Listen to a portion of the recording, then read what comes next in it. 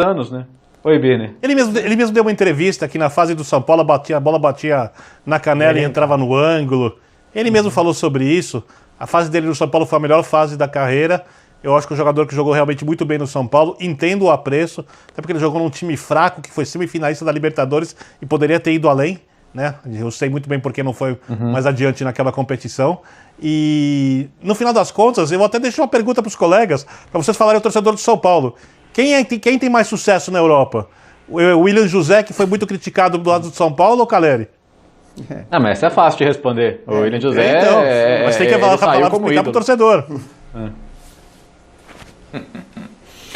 Boa. Bom, gente, vamos aqui seguindo agora com o Galo. Tem muita gente pedindo aqui. Vocês não vão falar do Atlético, vitória do Galo, o Nacho botou lá dentro mais uma vez, Bertozzi, G4, o time do Cuca. Tá indo bem, 9 jogos, 16 pontos. E aí imagens do jogo contra o Cuiabá, Bertozzi. Ô, Prieto, você quer começar pelos pontos positivos ou negativos? Você escolhe. Positivos. Positivos? Tá bom. Contar com Nátio Fernandes e Hulk no futebol brasileiro e sul-americano é um luxo raro para poucos e é absurdo a diferença que eles são capazes de fazer juntos. Você tá revendo aí a jogada do gol, jogada muito bem trabalhada. Foi muito bem o Savarino aqui na origem, né? Ele corta, faz uma linda enfiada de bola e aí o Hulk pra cima do Paulão é até sacanagem, né? E o detalhe, o Hulk não marca desde a segunda rodada, mas ele poderia perfeitamente ter chutado, a bola está no pé bom, no pé esquerdo, ele podia chutar cruzado, mas ele prefere servir o Nacho que tem o gol aberto para fazer o gol. E a arrancada dele, Bertozzi? Isso aí é... Desculpa, porque é lindo, né? Sim, e ele ganha com uma facilidade na velocidade, na força, que é absurdo. Então, vamos lembrar, são dois jogadores que o time da temporada passada, que fez um bom campeonato, brigou pelo título, mas não teve força para brigar até o final, não tinha. Então são reforços para essa temporada e são reforços de primeira grandeza. Às vezes você tem dúvida, né, no jogador que brilhou lá fora, mas está voltando no final da carreira, com que motivação, com que interesse... E o Hulk está sendo fantástico. É a 20ª participação dele em gol já pelo Atlético e a contribuição dele tem sido de primeiro nível. O outro ponto positivo é a 5ª vitória, 2 vitórias numa semana, depois de uma semana muito ruim, com 1 ponto em 3 jogos e desempenhos muito ruins, no meio também de muitos desfalques, Copa América, Covid, etc. Mas ainda assim são 5 vitórias no campeonato e volta a flertar com as primeiras posições da tabela. Esses os pontos positivos. Tem mais ponto negativo. Mais um? Júnior Alonso. A volta do Júnior Alonso, sim. Que pode voltar a tempo, deve voltar a tempo para o jogo com o Flamengo, que é um jogo super importante. Né? Essa é mais uma volta. A volta do Savarino da Copa América, né? Que a Venezuela foi uma das primeiras a sair da competição, e ele já fez 2 ótimos jogos na semana. Estava fazendo muita falta. Negativo, o Nacho saiu no começo do segundo tempo e a gente não sabe a gravidade da ausência, o que motivou a saída, se uma precaução, se uma lesão, porque está às portas aí o Flamengo, está às portas o Boca. Então as próximas semanas são recheadas aí de jogos grandes, importantíssimos, e o Atlético com e sem o Nacho parecem 2 times diferentes. A verdade é essa, a facilidade que ele tem para jogar bem e fazer os companheiros jogarem bem é brutal, é incrível. E tudo que ele já mostrava no River, ele vem mostrando no Atlético como se jogasse no futebol brasileiro desde que nasceu. Então, é uma preocupação grande se não puder contar com ele para os próximos jogos. E aí tem um ponto para mim que é o desempenho. O Atlético venceu na conta do Chá em placar, aí ok, é o 4º 1-0 das 5 vitórias, mas o segundo tempo muito abaixo do que se espera de um time desse nível. O Atlético chamou o Cuiabá para o seu campo e não tem problema fazer isso. Muitos times em vantagem gostam de chamar o adversário, explorar os espaços, porque tem jogadores para isso. Mas o Atlético simplesmente não ameaçou o Cuiabá no segundo tempo. O Cuiabá simplesmente não tem força para ameaçar o Atlético. É um time frágil, mas ainda assim, numa bola que resvala aqui, bate ali, desvia e entra, pode acontecer. Então, se você vai chamar o adversário para ser perigoso, porque você vai roubar a bola, em 2, 3 toques vai estar lá e vai matar o jogo, ok. Mas isso não esteve perto de acontecer. O Atlético não esteve perto de matar o jogo. Então você fica naquela situação tensa todo o segundo tempo, mesmo contra um adversário mais frágil. Quando sai o Savarino, ele até ficou um pouco surpreso com a substituição. Fica só o Hulk na frente e sem velocidade para acioná-lo. Então foi um segundo tempo em que o Hulk, se quisesse participar do jogo, tinha que voltar para buscar. Então acho que em termos de desempenho o Atlético não tira uma boa nota hoje. A nota positiva é o desempenho e o fato de contar com esses jogadores, né? Realmente Hulk e Nacho no futebol brasileiro é muito, muito acima da média como dupla. Eu não quis te interromper mais, né? Mas o Júnior Alonso, tem o Vargas, tem o Alan Franco, né? Esses jogadores saindo da Copa América têm um elenco muito bom, o Cuca, para trabalhar nessa sequência de campeonato brasileiro. Temos informação para colocar na tela aí, antes do Jean também falar a respeito do Galo, depois da vitória por 1-0 diante do Cuiabá. Então aqui, olha, Vingadores do Galo, as temporadas de Hulk e Nacho Fernandes estão jogando demais. Olha ali, ó. O Hulk 28 jogos, o Nacho 19, 11 gols o Hulk, 7 o Nacho, 9 assistências do Hulk, 5 o Nacho Fernandes. 27 dos 57 gols do Galo tiveram participação direta de pelo menos um deles, ou seja, 47%. E o que ressaltou aqui o Bertozzi, a bola no pé, bom ali para o Hulk botar para as redes e assistência para o Nacho. E ele já fez isso em outras partidas também. Que forma entrou agora o Hulk com o Galo no futebol brasileiro, hein, Jean? Você vê que vale a pena ter um pouquinho de paciência, né? No caso do Hulk foram 3, 4 jogos, né? Já começou toda aquela discussão e tá claro, né? Existem alguns caras que pela qualidade que tem, quando você contrata, você sabe que a chance de dar errado, claro que toda contratação pode dar errado, mas alguns a chance é mínima, é de 1, 2, 3%, e acho que era o caso tanto de Hulk como de Nacho. Já destaquei bastante o quanto é legal para o Galo ele perder vários jogadores para seleções, mas não perder esses dois, que pelo menos para mim são os seus principais jogadores, são os caras com mais capacidade de decisão. Você citou vários outros jogadores importantes que agora, né, voltam ao Atlético, mas esses dois estiveram aí sempre aí, fizeram a diferença. Para destacar no jogo, de novo, né, acho que o Léo falou do segundo tempo, e foi um segundo tempo impressionante pela diferença técnica que existe entre as equipes, apesar da ausência de todos os outros jogadores e do Nacho também no segundo tempo. Eu me pergunto, vendo o quanto isso está acontecendo com tanta gente e com tanto time bom, a gente costuma atribuir a questão física, e aí pego a questão do São Paulo que a gente falou no começo do programa, sempre para o São Paulo, porque o São Paulo de fato abusou no campeonato estadual mais do que os outros, jogou sempre com o time titular e tudo mais. Só que me parece que isso está acontecendo com praticamente todo mundo, Prieto. É um negócio que a gente vê os times em geral caindo de produção no segundo tempo. E aí, claro, tem vantagem aqueles que conseguem mexer mais, que conseguem mudar mais, que de alguma maneira conseguem manter, inclusive agora com as 5 substituições, o seu nível de entrega física numa segunda etapa.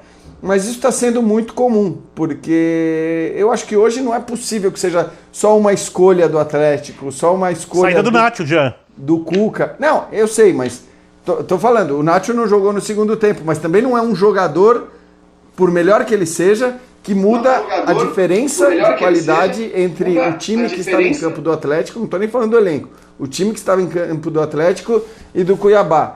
Acabou o jogo, se não me engano, o Cuiabá com 11, 12 finalizações contra 3 ou 4 do Atlético.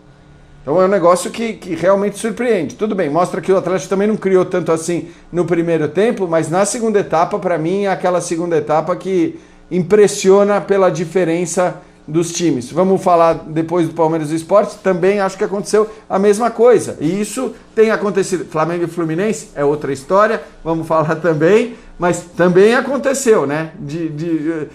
Nesses casos todos, os times mais técnicos no segundo tempo acabaram caindo demais de produção. A minha impressão é que a ausência ou a presença do Nacho alteram demais a capacidade de jogo do Atlético Mineiro. A ponto de fazer o Cuiabá finalizar mais que então, aí que tá. Penso como o André. No cômputo, no global de um jogo com o Cuiabá, evidentemente o Atlético, com qualquer formação, vai levar para campo uma equipe considerada tecnicamente superior. O nível, a distância de superioridade, mesmo num futebol de hoje, como da Série A do Campeonato Brasileiro, em que o fator físico, a intensidade, a carga que jogadores podem entregar uma partida. O São Paulo está aí para nos mostrar como isso é dramático quando não se está no melhor das condições. Tudo isso acaba nivelando vários aspectos da competição, né, do choque entre equipes. A diferença é marcada, na maioria dos casos, por individualidades. E como a gente está falando de um Atlético Mineiro que, como equipe, ainda não encontrou, com as mudanças de escalação que são comuns aos jogos, às rodadas do Campeonato Brasileiro para todo mundo. Daqui a pouco a gente vai falar do Flamengo, que perdeu para o Fluminense no final do jogo aqui em São Paulo.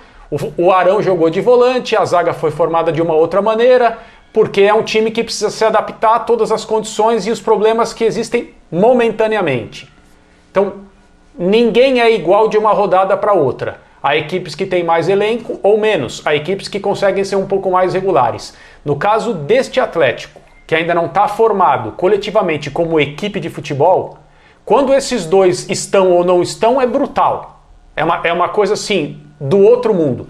Quando um deles não está e é o Nacho, o funcionamento da equipe cai muito. E eu acho que obviamente nos movimentos ofensivos, na capacidade de criação e de perigo criado contra o adversário, mesmo num jogo contra o Cuiabá. E só antes do Birner, acho que fica para mim claro que foi uma opção quando, por exemplo, ele colocou o Natan para reforçar o meio no segundo tempo e deixou o Hulk praticamente isolado ali na frente, ou seja, a preocupação era em ter um reforço ali por dentro, sem a bola. Ele chegou a formar, quando o Nacho saiu, ele chegou a formar uma segunda linha de 4 com o Tietê fechando o lado direito para ter uma ajuda aqui ao Mariano também do lado direito. Então, me parece que boa parte disso foi uma opção de ter o Cuiabá no campo de ataque. O problema é que quando isso acontece, você precisa aproveitar, roubar a bola e sair rápido. E o Atlético normalmente é um time que é bom em pressionar o adversário, é bom em roubar a bola e jogar no erro.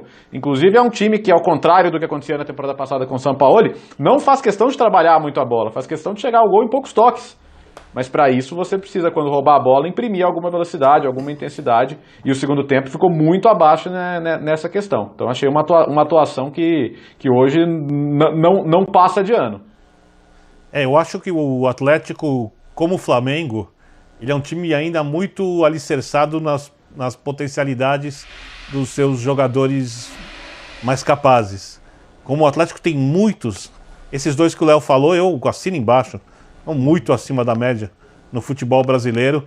Então, num jogo, por exemplo, como hoje, que o Atlético não faz uma grande partida do ponto de vista coletivo, eu nem acho que o Atlético foi mal escalado, eu não acho que o Atlético foi mal na ideia de jogo. O Savarino pelo lado funciona bem, o Zarate pode jogar pelo lado, pode jogar pelo meio, funciona bem também, né, em ambas as formas, hoje jogando um pouquinho mais pelo lado.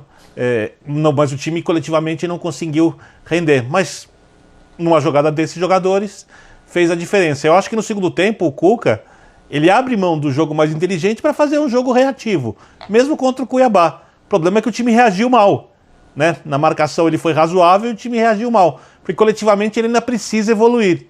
É óbvio, por exemplo, chega o Júnior Alonso, o time tem mais saída de bola, tem mais segurança defensiva. Para mim, dos reforços que vêm das seleções, esse é o principal deles, é o que mais faz falta pro Atlético. O Vargas, no Atlético ainda não foi o Vargas que pode ser, mas é óbvio também, é mais uma opção interessante. E o time, quando crescer do ponto de vista coletivo, ele vai começar a fazer mais a diferença nesse aspecto e vai tornar-se mais forte ainda.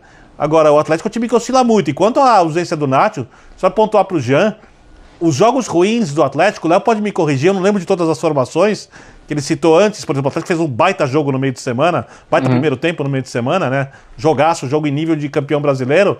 Mas quando ele foi mal nas outras partidas, foi exatamente quando ele não teve o Nacho, né? Foi o período que ele estava se recuperando da Covid, né? Que ele estava em isolamento. E foram jogos de fato. Quer dizer, não é coincidência, ruins, né? Muita diferença ele em campo. Eu acho que ele faz até mais diferença do que o Hulk quando você pensa no jogo coletivo, em tornar o time inteligente. O Hulk é um jogador mais decisivo.